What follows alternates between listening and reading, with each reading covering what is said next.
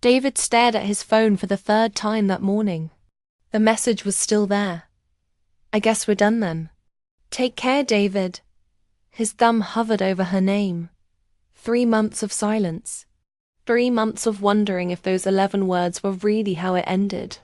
He had everything now, the penthouse, the company, the success he'd always wanted.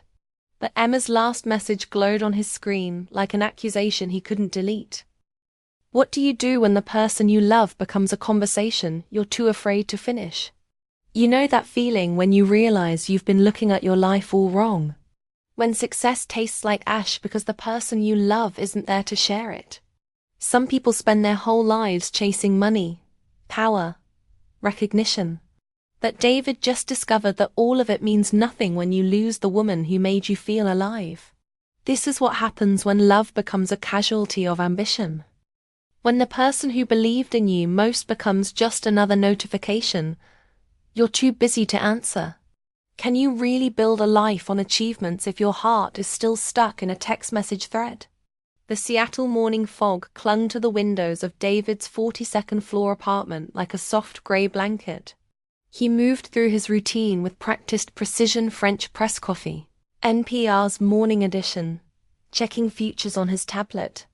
Everything in its place. Everything under control. But the mug in his hand was ceramic, painted with tiny sunflowers. Emma had bought it at a farmer's market in Ballard, laughing as she held it up to the light. "It's hideous," she'd said, "but it makes me happy." David had rolled his eyes then. Now he drank from it every morning, unable to explain why. The elevator down to the parking garage was silent, except for the mechanical hum. 42 floors of descent and somewhere between the 38th and 37th. David's chest tightened. The same spot every morning. The same inexplicable weight. His Tesla purred to life, the dashboard lighting up with notifications. 12 missed calls from his crew. A text from his assistant about the board meeting. And there, buried in the threads, Emma's contact still starred in his favorites. Small yellow star that felt like a tiny betrayal every time he saw it. The drive to his office usually took 18 minutes through downtown Seattle. Today, he sat in his parked car for 23 minutes, engine running, staring at the rain beginning to trace paths down his windshield. Each drop reminded him of the tears on Emma's face the night she stopped trying to reach him. Success, he'd learned, was surprisingly quiet. The corner office at Morrison Tech Solutions buzzed with activity developers coding, marketers strategizing, investors calling. But David heard everything through glass. Even his own voice sounded distant during the morning staff meeting, as if he were listening to someone else deliver quarterly projections and growth targets. By lunch, he'd closed another deal. By 3, he'd reviewed expansion plans for the Portland office. By 5, he was alone again, watching the city lights begin to twinkle below him like earthbound stars. The irony wasn't lost on him. He'd built an empire of connections, servers, networks, data flowing seamlessly across continents. But he couldn't bridge the 3-inch gap between his thumb and the call button next to Emma's name. But how does someone who seems to have everything become so empty inside? How do you lose the person you love without even realizing it's happening? Sometimes the biggest mistakes aren't the dramatic ones. Sometimes they're just ... silence. 2 years ago, Emma Chun walked into Victrola Coffee wearing a paint-stained jacket, and David couldn't stop staring at her smile. She approached his table, concerned about a stranger drowning in spreadsheets. "Work shouldn't make you look like you're at a funeral." She laughed, and the sound filled spaces in his chest he hadn't realized were empty. That first conversation lasted 3 hours. She talked about teaching art, painting murals for small businesses. "Art isn't supposed to be precious," she'd said. "It's supposed to be alive." David found himself wanting to build something beautiful instead of just profitable. For 18 months, they had a rhythm. Emma painting in her converted studio, classical music drifting through the walls. David working in the living room, her brush strokes becoming the soundtrack to his most productive days. Sunday mornings with flower in her hair, humming songs he'd never heard, but somehow knew by heart. But rhythms can break. The first crack came when Emma got accepted to show her work at a Portland gallery. She ran to him, paint still wet on her fingertips, eyes shining with pure joy. "David, you won't believe it. They want to feature my Urban Solitude series. It's really happening." He looked up from his laptop, smiled, said the right words. But his eyes drifted back to the screen after 30 seconds. Bug in the code. Client presentation. Investors to impress. "That's incredible, Em. Can we talk about it over dinner? I just need to finish this." Something dimmed in her expression. The first small death of 1,000 small deaths. The pattern established itself slowly, like erosion.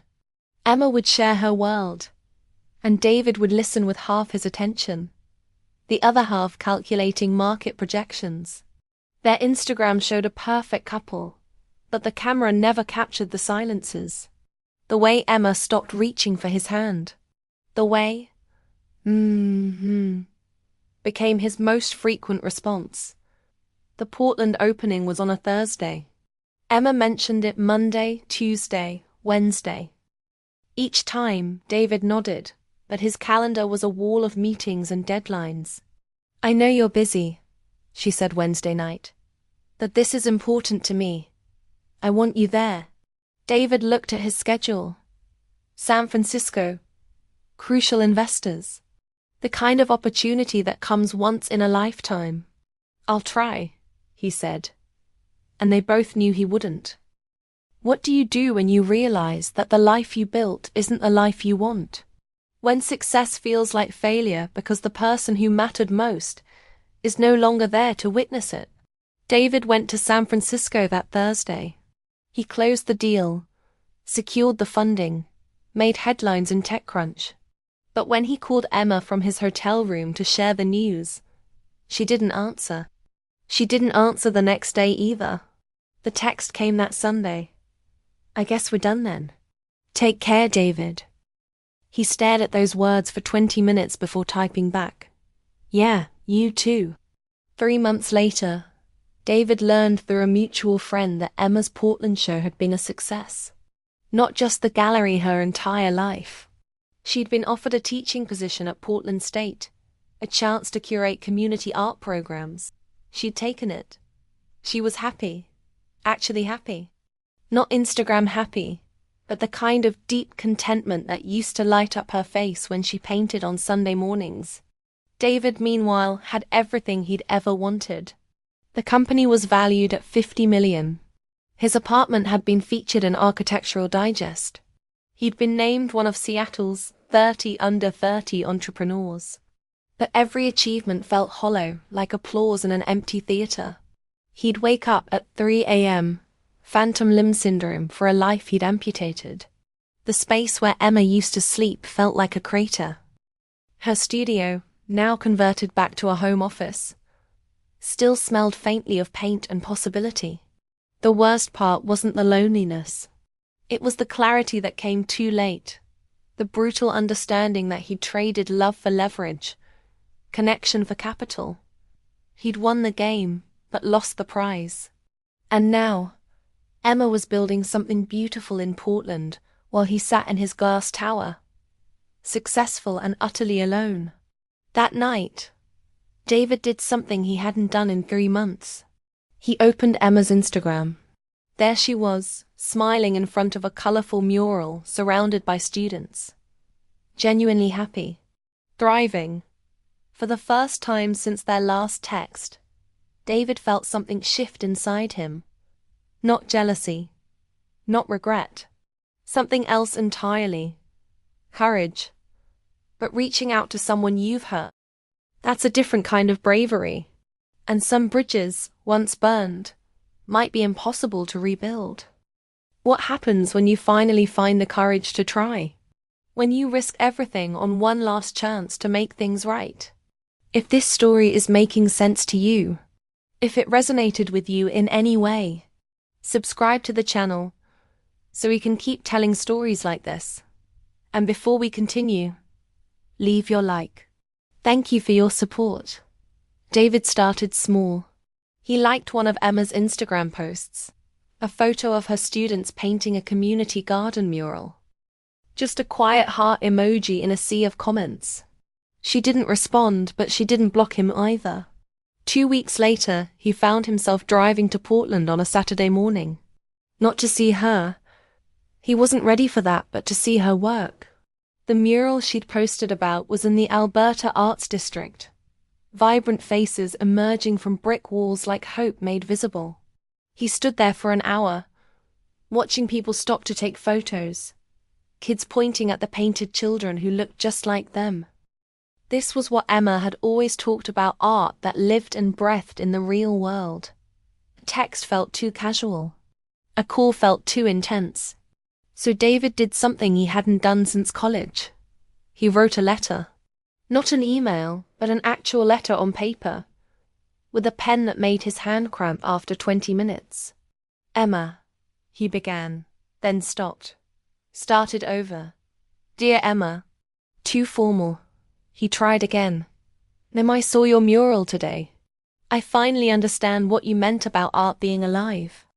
I'm sorry it took me this long to see it. I'm sorry for a lot of things. The letter took him 3 days to write and another week to send. He didn't ask for forgiveness. He didn't ask her to come back. He just told her the truth, that seeing her happiness made him realize how little his success meant without someone to share it with. When Emma's response came 2 weeks later, it wasn't what he expected.